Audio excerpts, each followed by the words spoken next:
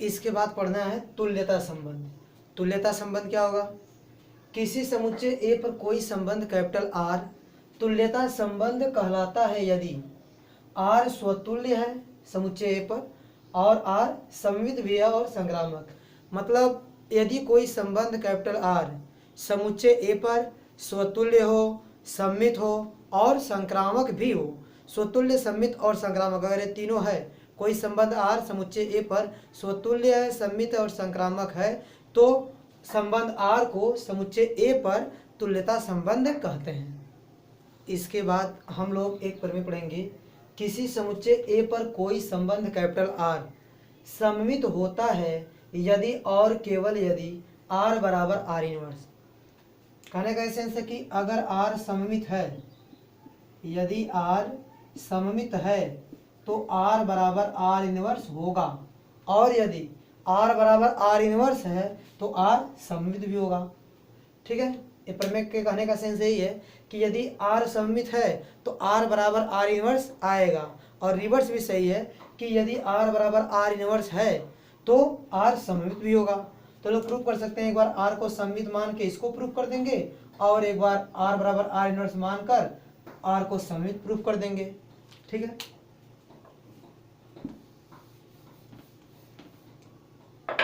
चलिए पहले हम ये मानते हैं कि आर सममित है। हमको यह ज्ञात है कि आर सममित है, माना आर सममित है। ठीक है, इतना मान के चले कि आर सममित है और हम प्रूफ करेंगे कि आर बराबर आर इनवर्स। ठीक है, मैं मानता हूं कि ए कॉम बी आर में बिलोंग कर रहा है। ठीक है, ए बी क्या है? ए बी कैपिटल ए के एलिमेंट है। ठीक है, तो इम्प्लाई अगर ए बी आर में बिलोंग कर रहा है तो बी कॉमा ए भी आर में बिलोंग करेगा। क्यों? अगर ए बी आर में बिलोंग कर रहा है तो बी कॉमा ए भी आर में बिलोंग करेगा। क्यों? क्योंकि आर क्या है? सममित है।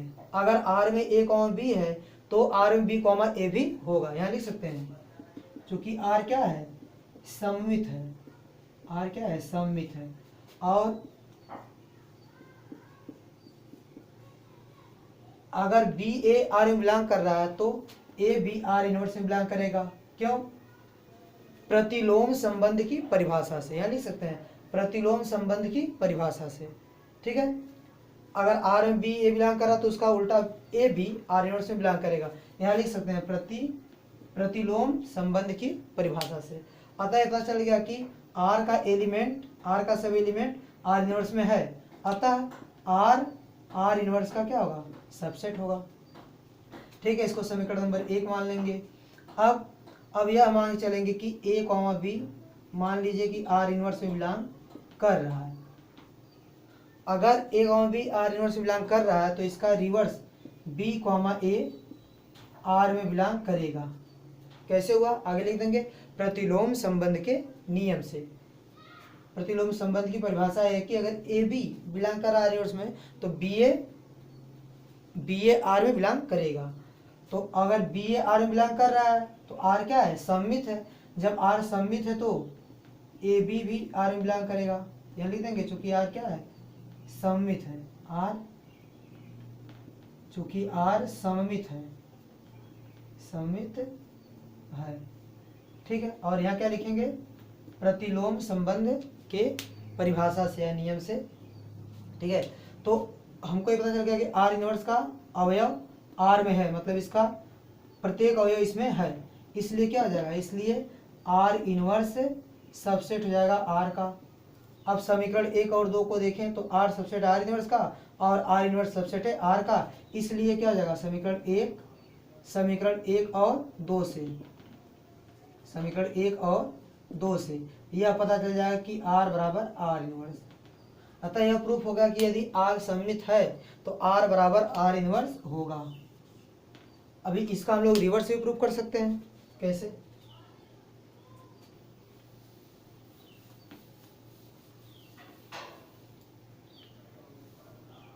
चलिए अब यह मान लेते हैं कि आर बराबर आर इनवर्स है। अब यह मान लेंगे कि आर बराबर आर इनवर्स है और हम आर को सममित प्रूफ कर देंगे। तो अगर कहीं आर बराबर आर इनवर्स होगा तो आर को हम लोग सममित लिख सकते हैं। माना ये दोनों बराबर है, ठीक है, तो फिर प्रूव करते हैं। माना कि ए बी आर में बिलोंग कर रहा है, ठीक है, ए बी आर में बिलोंग कर रहा है। तो अगर ए बी आर में बिलोंग करेगा तो ए बी आर इनवर्स में बिलोंग करेगा। क्यों? क्योंकि हमें मान के चले कि आर बराबर आर इनवर्स है, ठीक है। अगर आर इनवर्स में बिलोंग कर रहा है तो प्रतिलोम की परिभाषा, प्रतिलोम संबंध की परिभाषा से क्या होगा, बी कॉमा ए आर में बिलोंग करेगा। इसका मतलब अगर आर में ए बी बिलोंग कर रहा है तो उसका उल्टा है, बी ए बी आर में बिलोंग करेगा। इससे क्या पता चलता है कि अगर ए बी आर में है तो सिद्ध हो गया बी ए बी आर में होगा। इसका मतलब क्या है, आर क्या है, सममित है, इसलिए आर क्या है, सममित है।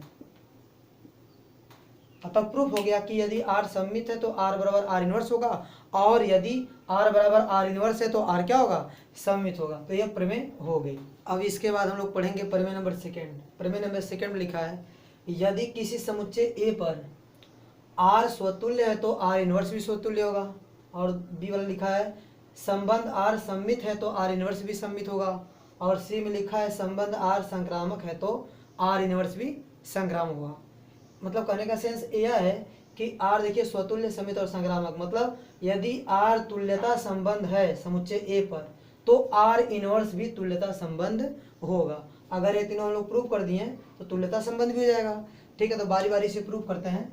जैसे ए वाला देखिए, आर क्या है, स्वतुल्य है, तो यह लिख सकते हैं चूंकि आर क्या है, स्वतुल्य है, स्वतुल्य है, इसलिए a comma a belong to R for all, मतलब सभी ए बिलोंग टू ए के लिए, ठीक है।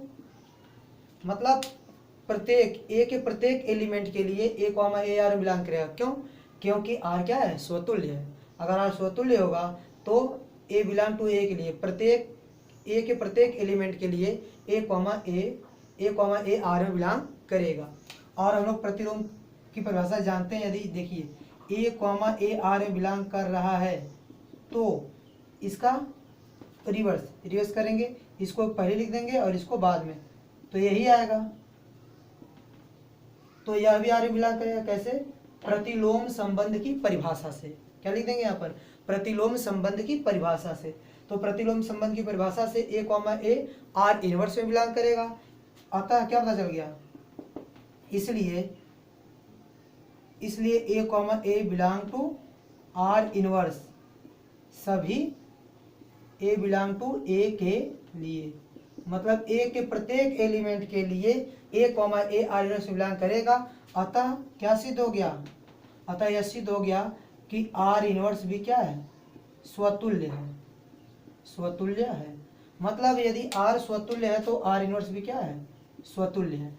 तो ये प्रूफ हो गया कि आर यदि स्वतुल्य है तो आर इनवर्स भी स्वतुल्य होगा, ठीक है। अब बी वाला प्रूफ करते हैं।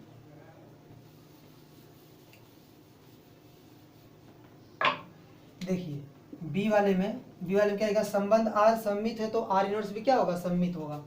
मतलब संबंध जो आर है, यदि आर क्या है, सममित, आर सममित है तो आर इनवर्स भी सममित होगा।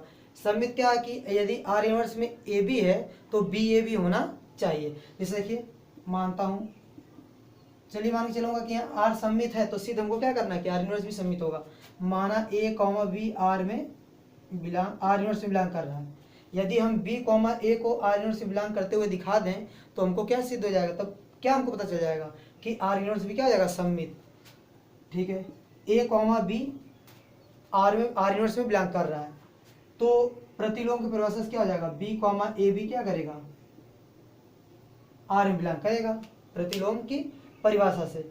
यदि A comma B R inverse में बिलोंग कर रहा है तो बी ए आर में बिलोंग करे प्रतिलोम संबंध की परिभाषा से।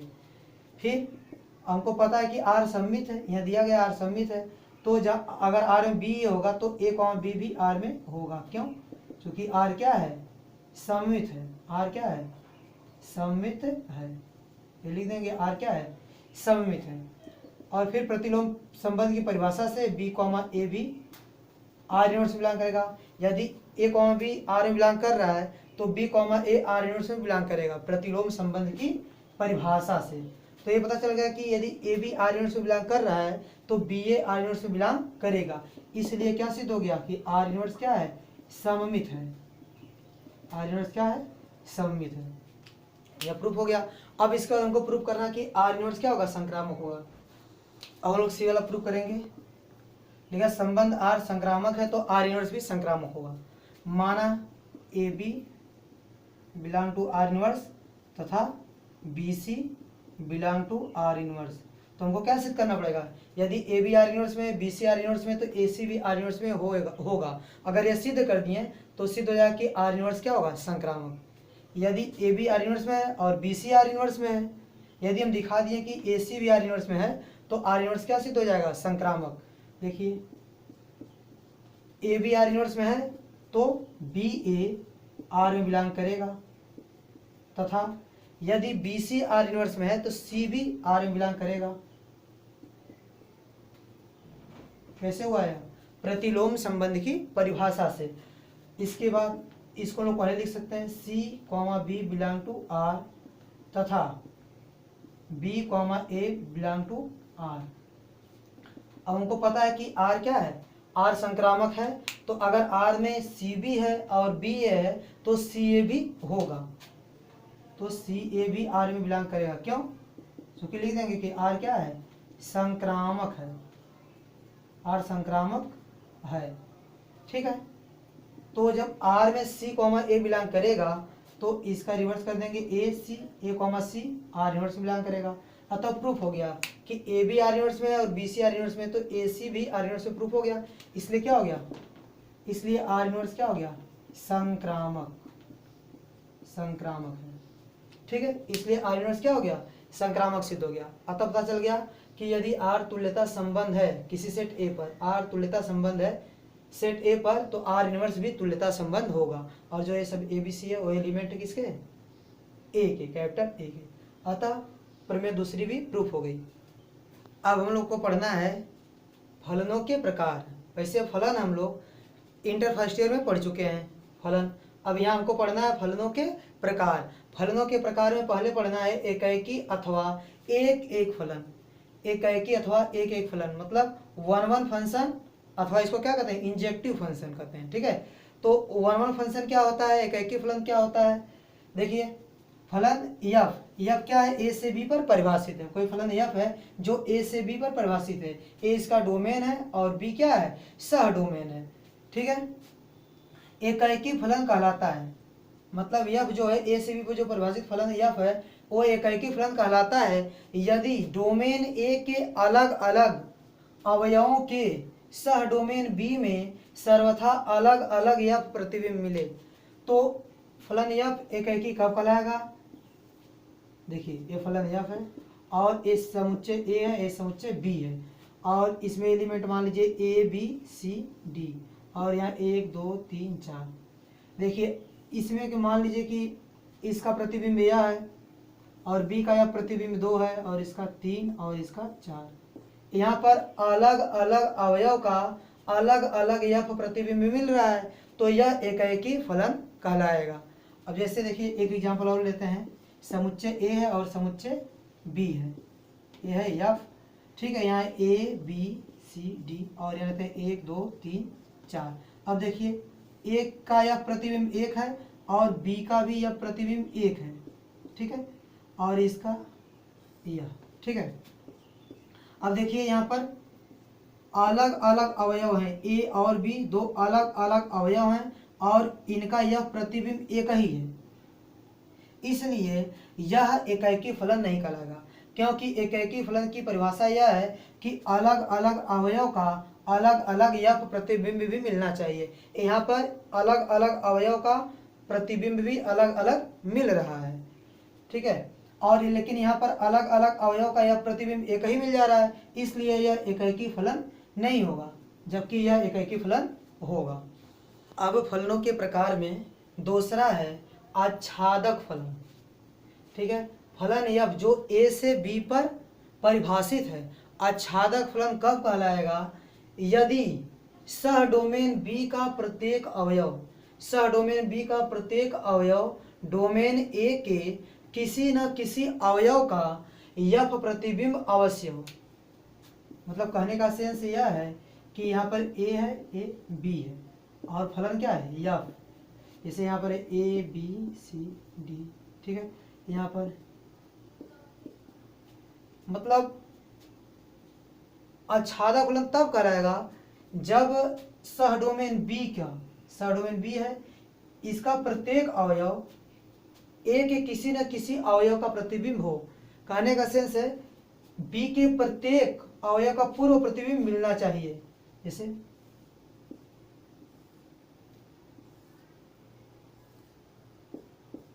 देखिए यह आच्छादक नहीं है अभी, अगर हम लोग यहाँ पर ई लिख दें, अब देखिए अब यह आच्छादक है। क्यों? क्योंकि बी के प्रत्येक अवयव का पूर्व प्रतिबिंब ए में मिलना चाहिए।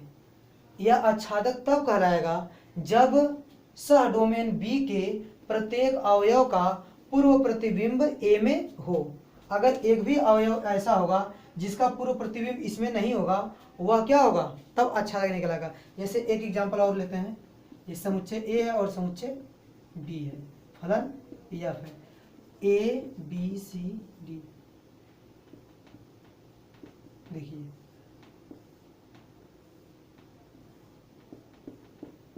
देखिए बी है, इस समुच्चय बी है, तो सहडोमेन बी का एक अवयव 5 ऐसा है जिसका पूर्व प्रतिबिंब ए में नहीं है, तब यह आच्छादक फलन नहीं कहलाएगा।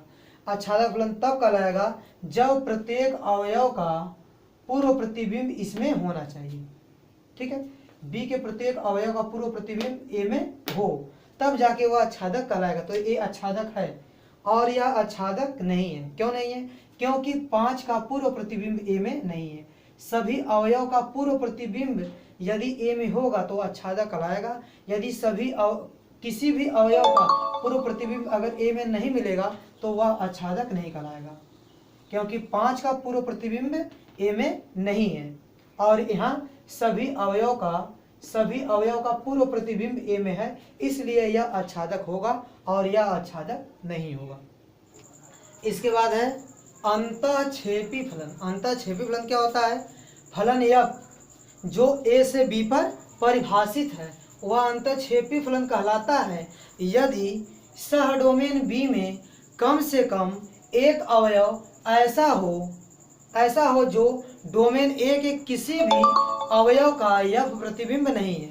इसका मतलब कि यह समुच्चय ए और बी और यफ ए से बी पर क्या है? परिभाषित कोई फलन है। ठीक है, ए बी सी डी, 1 2 3 4, ठीक है। जैसे ए का प्रतिबिंब 1 है और बी का 2 और सी का 3 और डी का 4, तो बोल रहा है कि कोडोमेन सहडोमेन बी में कम से कम एक एलिमेंट ऐसा मिल जाए जिसका पूर्व प्रतिबिंब ए में न मिले। जैसे देखिए 5 में लिख दिया, अब 5 का पूर्व प्रतिबिंब ए में नहीं है, तब हम कह सकते हैं कि यह अंतःक्षेपी है। कम से कम बी में एक एलिमेंट ऐसा ढूंढा है जिसका पूर्व प्रतिबिंब ए में न हो, तब जाके इसको लोग कहें कि अंतःक्षेपी। अधिक से अधिक और एलिमेंट मिल जाए अच्छी बात है, लेकिन कम से कम एक एलिमेंट ऐसा चाहिए बी में जिसका पूर्व प्रतिबिंब ए में न हो, तब उससे हम लोग अंतःक्षेपी फलन कहेंगे। इसके बाद है बहु एक फलन, मेनी वन फंक्शन। फलन यह जो ए से बी पर परिभाषित है बहु एक फलन कहलाता है यदि डोमेन ए के 2 अथवा 2 से अधिक अवयवों का सहडोमेन बी में एक ही यह प्रतिबिंब हो। मतलब जैसे एक सेट ए है और ए बी है और यह क्या है? ए से बी पर परिभाषित कोई फलन है। इसमें एलिमेंट है ए बी सी डी 1 2 3 4, ठीक है। तो सेट ए के 2 या 2 से अधिक अवयवों का यदि समुच्चय बी में एक ही यह प्रतिबिंब मिले तो हम लोग कहेंगे कि यह मेनी वन फंक्शन है, यानी बहु एक फलन है। जैसे 2 या 2 से अधिक, यहाँ 2 अवयवों का एक ही प्रतिबिंब है, या 2 से अधिक 2 या 2 से अधिक अवयवों का अगर एक ही प्रतिबिंब मिल जाए तो हम कहेंगे कि यह बहु एक फलन है। जैसे यहाँ 3 अवयवों का एक ही प्रतिबिंब मिल गया, इसलिए क्या है? बहु एक फलन है। कम से कम 2 या 2 से अधिक अवयवों का प्रतिबिंब अगर एक ही मिले तब हम कहेंगे कि यह बहु एक फलन है। देखिए 5वां इसके बाद क्या है? एकाएकी आच्छादक फलन। एकाएकी आच्छादक फलन क्या होता है? वह फलन जो एकाएकी भी हो और आच्छादक भी हो। जैसे एक सेट ए है और एक बी है और फलन एफ है, ए बी सी डी। ए देखिए एकाकी मतलब क्या, अलग अलग अवयव की अलग अलग इमेज भी बननी चाहिए, ठीक है। तो यहाँ अलग अलग अवयव का यह प्रतिबिंब बी में अलग अलग है, तो यह एकाकी है। और आच्छादक, आच्छादक मतलब क्या, बी के प्रत्येक एलिमेंट की प्री इमेज ए में होनी चाहिए। तो बी के प्रत्येक एलिमेंट की प्री इमेज भी इसमें है, तो यह एकाकी भी है और आच्छादक भी है। तो ऐसे फलन को हम लोग कहेंगे एकाकी आच्छादक, क्योंकि यह एकाकी भी होना चाहिए और आच्छादक भी होना चाहिए। तो एकाकी के लिए क्या है कि अलग अलग एलिमेंट की अलग अलग इमेज बनेगी, वो है तो एकाकी भी है। और आच्छादक में क्या होता है, बी के प्रत्येक अवयव का पूर्व प्रतिबिंब ए में होना चाहिए। तो बी के प्रत्येक अवयव का पूर्व प्रतिबिंब ए में है, इसलिए यह एकाकी आच्छादक है। इसके बाद इसका पॉइंट नंबर 6 है एकाकी अंतःक्षेपी फलन। तो वह फलन जो एकाकी भी हो और अंतःक्षेपी भी, जैसे ए है, बी और फलन एफ है। तो इसमें क्या हो, एकाकी भी हो और अंतःक्षेपी। देखिए इसको एकाकी बना देते हैं, अलग अलग एलिमेंट की अलग अलग इमेज, एकाकी हो गया। और अंतःक्षेपी में क्या होगा, बी में एकाकी अंतःक्षेपी में क्या होगा, बी में कम से कम एक अवयव ऐसा हो जिसका पूर्व प्रतिबिंब ए में न हो, तो उसे अंतःक्षेपी कहेंगे। तो यह एकाकी है और बी में कम से कम एक एलिमेंट ऐसा मिल गया जिसका पूर्व इमेज ए में नहीं है, इसलिए यह एकाकी है और अंतःक्षेपी दोनों है, इसलिए इसको हम कहेंगे एकाकी अंतःक्षेपी फलन। अब इसके बाद पॉइंट नंबर 7 पर आते हैं। इसमें लिखा बहु एक आच्छादक फलन। तो बहु एक आच्छादक फलन क्या होगा, वह फलन जो बहु एक फलन भी हो और आच्छादक भी हो। जैसे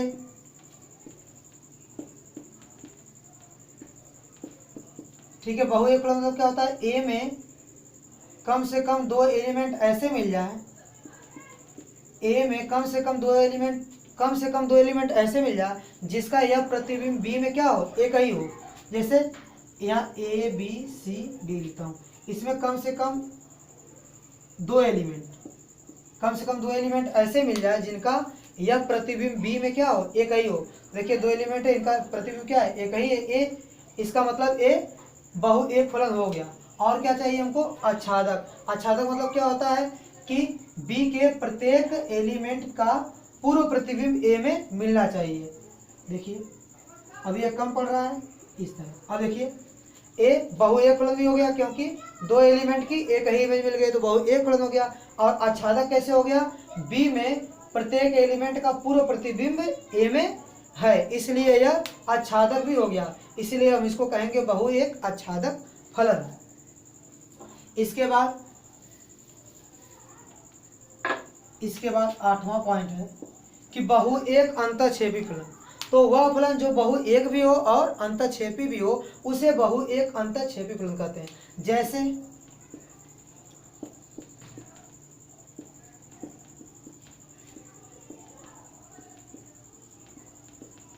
यहाँ दो एलिमेंट की एक ही इमेज बन गई या तीन एलिमेंट की एक ही इमेज बन गई, तो यह बहु एक ही फलन हो गया।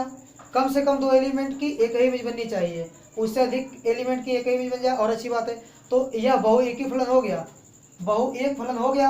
हमको क्या चाहिए, अंतःक्षेपी। बहु एक फलन हो गया और अंतःक्षेपी भी है। क्यों, क्योंकि बी में कम से कम एक एलिमेंट ऐसा चाहिए जिसका पूर्व प्रतिबिंब ए में ना हो। यहाँ पर तीन ऐसे एलिमेंट हैं जिनका पूर्व प्रतिबिंब ए में नहीं है, इसलिए यह अंतःक्षेपी भी है और बहु एक भी है, इसलिए इसको बहु एक अंतःक्षेपी फलन कहेंगे। इसके बाद है तत्सम फलन। तत्सम फलन क्या होता है, कोई फलन या जो ए से ए पर ही परिभाषित कोई फलन एफ है, ठीक है। यदि प्रत्येक यक्स बिलोंग टू ए, मतलब समुच्चय ए के प्रत्येक अवयव के लिए F X equal to X है, तो वह तत्सम फलन कहलाता है। मतलब कोई सेट ए है और यहाँ भी सेट ए है, सेम सेट है, जो एलिमेंट इसमें होंगे वही इसमें भी होंगे, ठीक है।